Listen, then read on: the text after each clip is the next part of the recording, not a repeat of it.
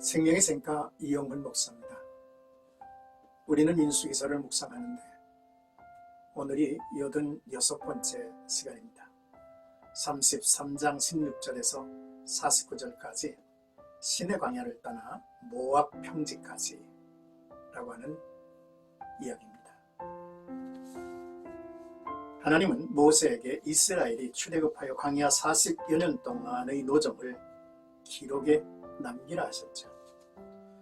무려 40번이나 옮겨 진을 친 것으로 기록하고 있습니다. 라암셋을 지나 시내 광야까지 11번을 옮겨 진을 쳤고, 오늘 본문에 시내 광야에서 호르산까지 21번 옮겨 진을 쳤습니다.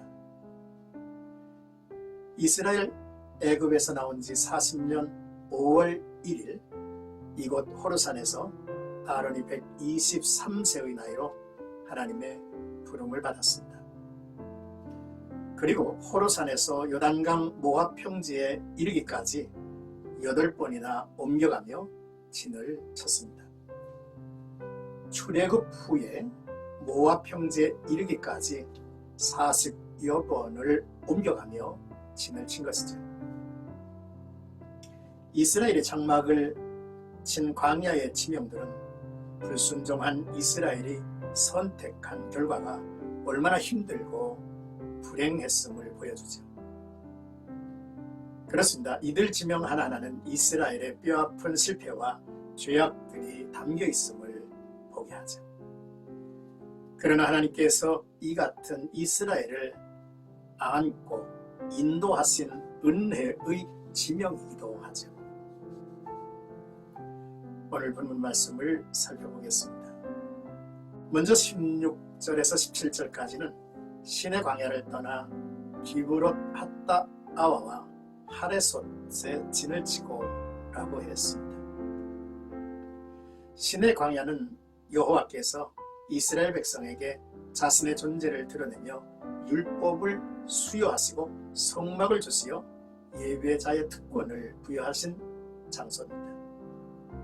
특별히 이곳에서 이스라엘은 여호와의 소유, 하나님의 마음이 머무는 보물이면서 제사장의 나라, 거룩한 백성이라고 하는 언약과 축복을 받습니다. 반면 수치의 장소이기도 하죠. 다른 신 곧 금송아지 우상을 만든 곳이기도 합니다. 또한 기브롯 핫다 아와에는 만나의 실증을 내 불평함으로 하나님께서 매출하기를 때로 내려주셨습니다. 그러나 그들이 그 음식을 탐하여 감사도 없이 먹기 시작하자 고기가 이빨 사이에서 씹히기도 전에 많은 이가 죽임을 당하죠. 이곳을 떠나 하세롯이라는 곳에 옮겨 진을 쳤습니다. 이제 18절에서 37절까지는 이 하세롯에서 호르산까지의 내용입니다. 광야 진을 치고 이동하는 것을 반복했던 광야의 여정은 여호와의 함께하심과 하나님의 하나님 되심, 그 약속의 땅을 향한 목적이 이루어지는 인고의 시간이기도 했죠.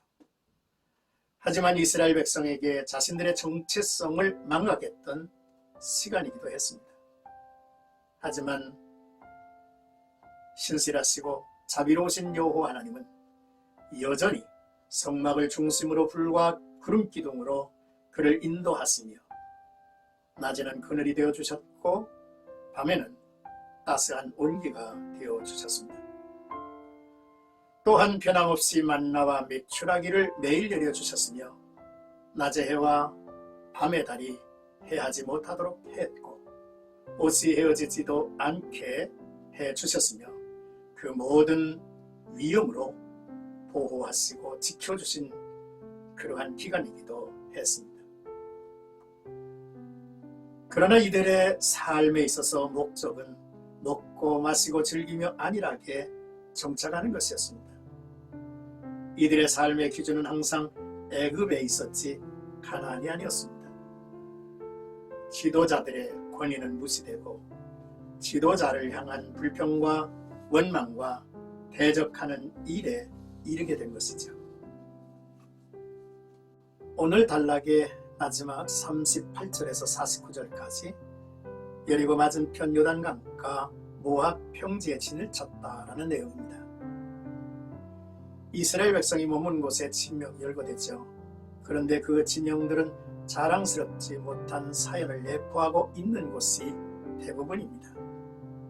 아론이 호르산에서 123세에 죽죠.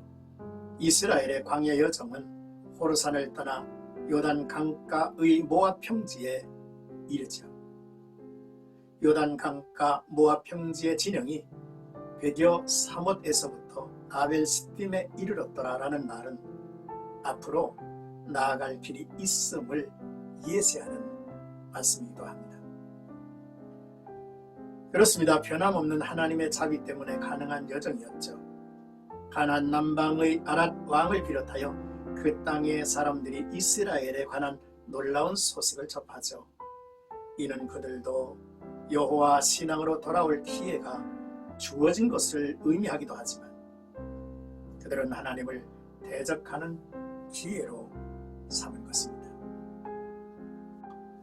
사랑하는 생각가족 여러분, 거칠고 험한 인생길은 인간 불신의 선택임을 확인해 주고 있습니다.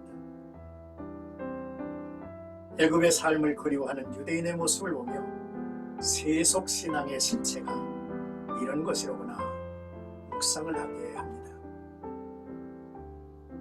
지금까지 광야 같은 인생길을 우리 모두가 살아왔습니다.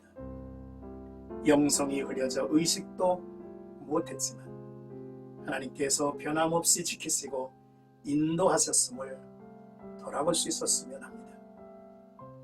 그래서 믿음 안에서 감사하고 간증하며 나누는 시간을 가짐으로 우리 모두에게 풍성하신 하나님의 은혜가 드러나는 복된 하루가 되기를 축복합니다.